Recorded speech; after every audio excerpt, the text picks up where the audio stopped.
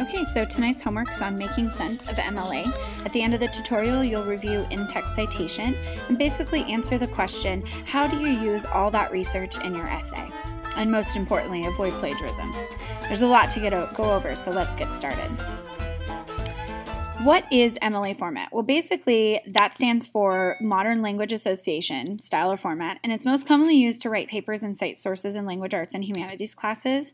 And a great resource to remember, and I'm going to talk about it again at the end of tonight's lesson, is the Online Writing Lab, Purdue University's Online Writing Lab, or Purdue OWL. Just remember Purdue OWL. That's really all you need to remember. But it's a great resource, and even I as a teacher will use this as my resource. So if anytime you have questions and I'm not available to answer it, or you just want to go on for a quick reference check, this would be the place I would send you to.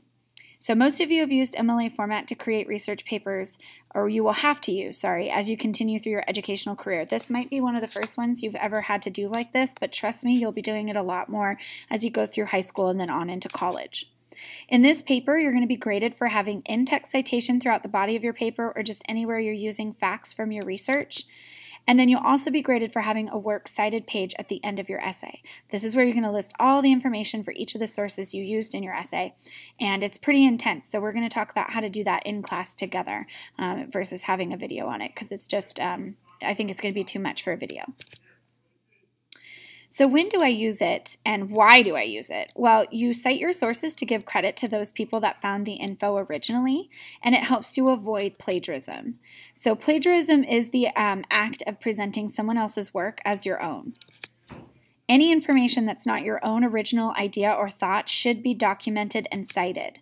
So if it's another person's written word, another person's spoken word, another person's ideas, facts and statistics you found on a website somewhere, graphics, photos, or videos that are not yours that you made yourself.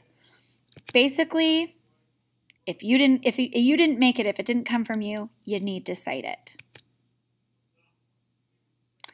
So where are some of the first places you'll cite your sources? You're going to cite your sources in the essay. This is called in-text citation. We've talked about it before. Honor students, you've been using in-text citation on a lot of our proficiencies so far. Well, most of you are using textual support on a regular basis, but a lot of you haven't necessarily delved into the idea of in-text citation yet. So it's required for this essay, so everybody has to do it. So basically, anytime you use information that you got from your research, you need to use in-text citation or cite the author in your writing. So just remember, if you cut and paste, you need to give it credit. Teachers know when you're doing this. It's not your formal style. I can't hear your voice, and I know what you sound like at this point. We know when you're doing it. So if you're going to cut and paste apart from a website, you have to give it credit. Otherwise, it's plagiarism, and you'll be docked points or even given a 0 if it's really bad. So for any in-text citation, all you need to know is the author's last name and the page number if you have it. And I say if you have it because sometimes when we're using resources online, we don't necessarily have page numbers. So sometimes that is something we just don't have. And that's okay. I'm going to tell you how to go around that if you don't have a page number. All right, so two different ways, like I said, for in-text citation. The first one, you can introduce the author as a part of your sentence, like this.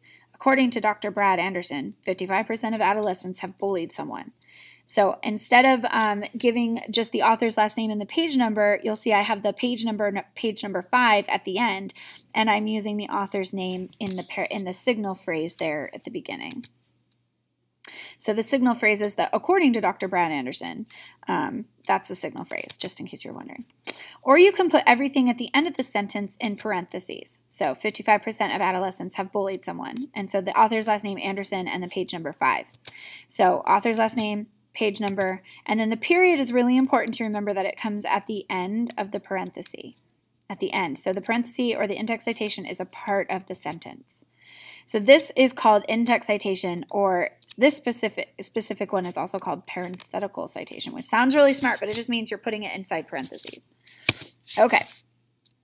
So what do I do if there isn't an author listed? Well, first, I'm going to have to ask you to stop and see, is this a credible source? If there's no author listed, is this really a good source? Maybe you should find something else.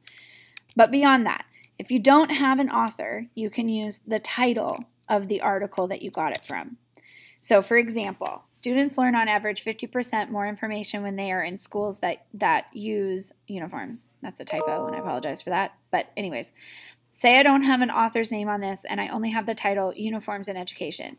What I want you to notice is that I've got, and it's hard to see because it's white, but I've got quotation marks around the title. So it's important that inside the parenthesis you do the quotation marks for a title, because you always should have short pieces of work in quotation marks.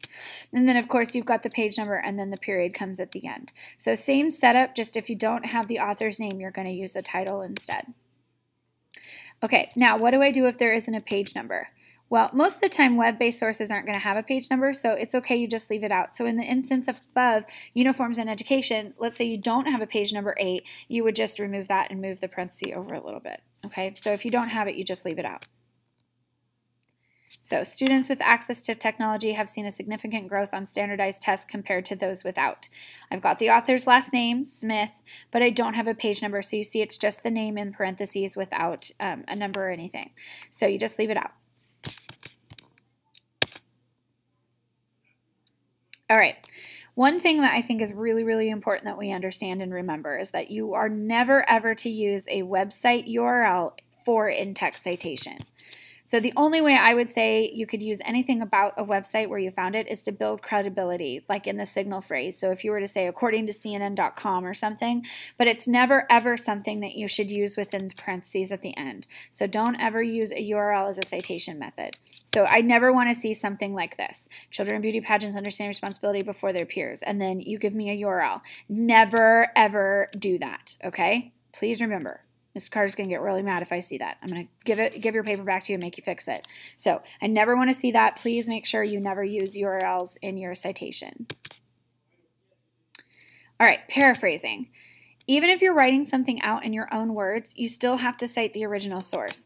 This is called paraphrasing, and it still needs to be cited because it's not your own thought or idea, even if you're writing it in your own words. All right, so that's it. Don't forget that if you run into a problem that we haven't talked about on tonight's video, the website I mentioned earlier is a really great resource, Purdue OWL, MLA Formatting Guide.